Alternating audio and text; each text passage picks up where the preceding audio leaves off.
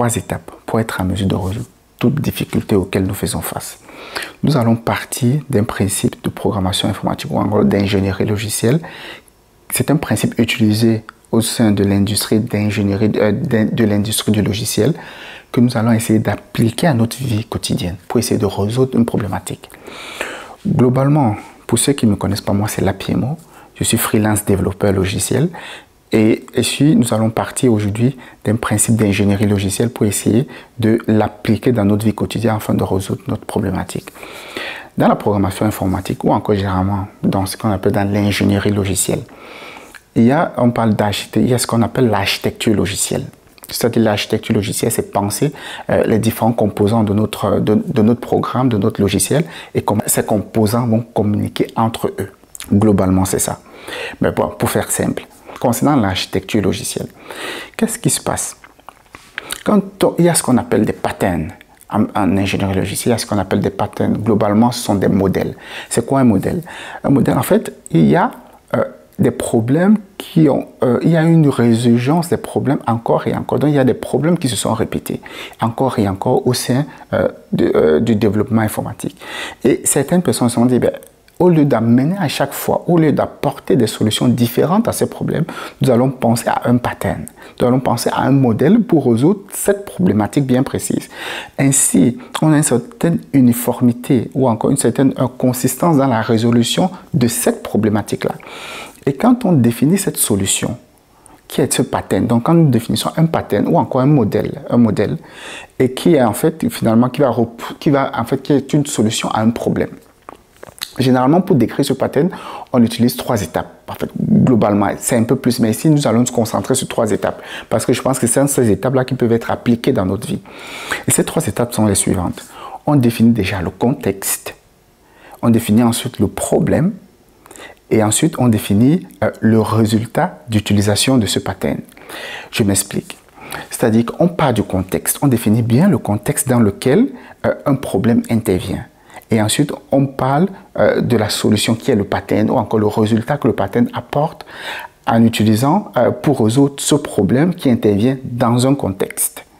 Je ne sais pas si vous m'avez compris. Donc, globalement, on part d'une solution qui résout un problème dans un contexte. Donc, le contexte est très important. Généralement, on avait pour habitude de dire, il y a une citation qui dit généralement, si tu fais ce que tu as toujours fait, tu auras ce que tu as toujours eu. Moi, je pense qu'il y a quelque chose qui manque dans cette citation. La citation, pour moi, n'est pas complète. Pour moi, la citation complète va ainsi. Si tu fais ce que tu as toujours fait, tu auras ce que tu as toujours eu si tu restes dans le même contexte. Parce que faire ce qu'on a toujours fait n'est pas la garantie d'avoir le même résultat si le contexte change. Il est important de prendre le contexte en considération. Il faut définir son environnement, le contexte. C'est aussi important que le problème ou la problématique elle-même. Maintenant, quelles sont les 3 étapes pour résoudre le problème pour nous? Ces étapes sont les suivantes. Définir le contexte dans lequel nous sommes, dans lequel le problème intervient. Ensuite, définir la problématique. Quel est le problème? Et ensuite, choisir une solution. Déjà, nous définissons le contexte, ensuite le problème. Une fois ces éléments définis, nous pouvons ensuite évaluer les différentes solutions qui existent, qui répondent, les différentes solutions existantes répondant à un problème qui intervient dans un contexte. Et une fois que nous avons évalué ces différentes solutions, nous allons choisir une des solutions.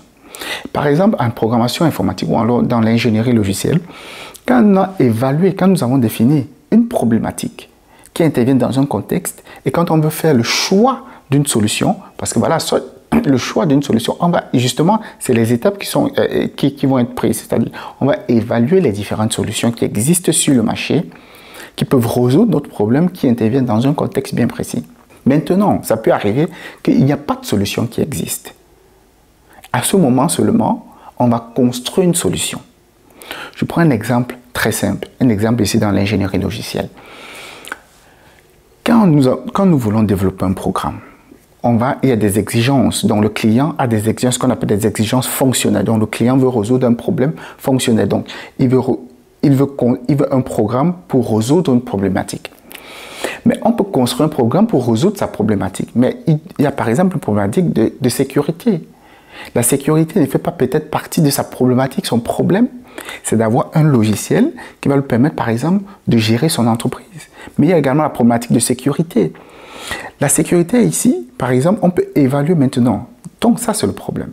Maintenant, le problème, dans son contexte à lui, quel est le problème sécuritaire? Quel problème, à quel niveau, quelle est la difficulté ou encore, quelle est la difficulté d'implémenter la sécurité? Par exemple, concernant son contexte, et on va évaluer les différentes solutions qui existent sur le marché. Par exemple, il existe actuellement des solutions permettant de rajouter de la sécurité au niveau de au niveau de son programme informatique ou en gros au niveau de son logiciel. Donc, on va utiliser ce qui existe déjà. Donc, une des solutions pour ne pas construire à nouveau, parce que construire une nouvelle solution de sécurité partant de zéro, elle est coûteuse, elle demande du temps. Donc, on utilise ce qui existe déjà. Maintenant, revenons à notre problème particulier. Une fois que nous avons défini le contexte et le problème, et que nous avons évalué les différentes solutions potentielles qui peuvent résoudre notre problème intervenant dans un contexte, nous pouvons faire le choix d'une solution. Maintenant, si aucune solution n'existe, seulement là, nous pouvons penser à une solution que nous pouvons implémenter ou alors développer par nous-mêmes. Moi, je pense que ça, ici, là, c'était partagé. Et ça, c'est un concept qui m'a énormément parlé et qui me parle énormément et que j'essaie toujours de garder ça en esprit, même dans mon travail tous les jours de développement logiciel. Donc, pensez à ces trois étapes qui peuvent nous permettre très rapidement de trouver une solution à une difficulté auquel nous faisons face. Définir le contexte, stipuler clairement quel est le problème, évaluer ensuite les différentes solutions qui existent et seulement choisir une des solutions. Donc, il faut toujours évaluer les différentes solutions. En fonction du contexte et du problème, certaines solutions peuvent être plus adéquates que d'autres. Donc, il est vraiment important d'évaluer différentes solutions, pas qu'une seule solution, pas que la première solution. Évaluer les différentes solutions. Et seulement si aucune solution ne répond à notre problématique intervenant dans notre contexte, là, nous pouvons penser à une solution, construire ou penser à quelque chose de plus spécifique. Donc, l'idée, c'est de ne pas réinventer la roue. Nous arrivons au terme de cette vidéo. Merci de l'avoir regardé. Moi, c'est Lapierremo.